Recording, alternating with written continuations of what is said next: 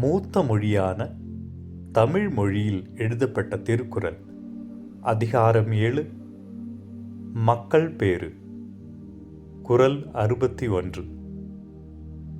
பெருமவற்றுள் யாமறிவது இல்லை, அறிவறிந்த மக்கட்பேறு அல்ல பிற.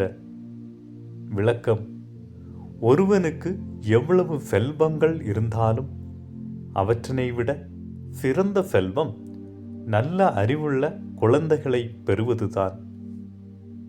ഏറ്റവും പുരാതന ഭാഷയായ തമിഴിൽ രചിക്കപ്പെട്ട തിരുക്കുറൽ.